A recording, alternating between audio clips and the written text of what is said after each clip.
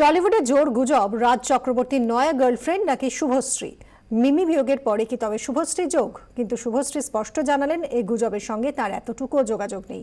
জানালেন শুধুমাত্র 24 ঘন্টায়। দেখুন এক্সক্লুসিভ রিপোর্ট।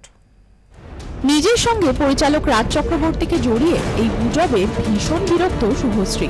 যা যা লেখা হয়েছে তার এক বর্ণও সত্যি নয়। অভিমান রিলিজের পরে হঠাৎই এমন একটা খবরে একেবারে তেলে বেগুনে জ্বলে উঠলেন তিনি। 24 ঘন্টাকে ফোনে জানালেন তার প্রতিক্রিয়া।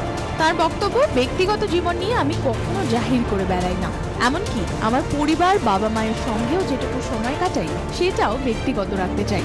অবাক হয়ে দেখলাম আমি আমার সিনেমা নিয়েই বক্তব্য রেখেছিলাম, আদতে তার কিছুই লেখা হলো না। গসিপ নিয়ে আমি কখনো মাথা ঘামাইনি। একজন পরিচালকের সঙ্গে অভিনেত্রীর বন্ধুত্ব হতেই পারে, একটাই কথা, যা ইচ্ছে লেখা হোক, এজন্য আমার মনোসংযোগ নষ্ট হবে না। টলিউডেরই এক অন্য নায়িকা রাজ চক্রবর্তীর সঙ্গে শুভশ্রীর কিছু ছবি হঠাৎই টুইটারে পোস্ট করেন। সেই থেকেই শুরু হয় প্রবল বিপত্তি। পুজোর পর তারা একসঙ্গে থাইল্যান্ড বেড়াতে গিয়েছিলেন।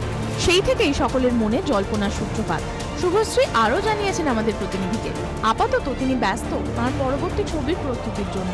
আর কিছুদিনের মধ্যেই অস্ট্রেলিয়া উড়ে যাচ্ছেন তিনি তার নতুন ছবির শুটিং এর জন্য।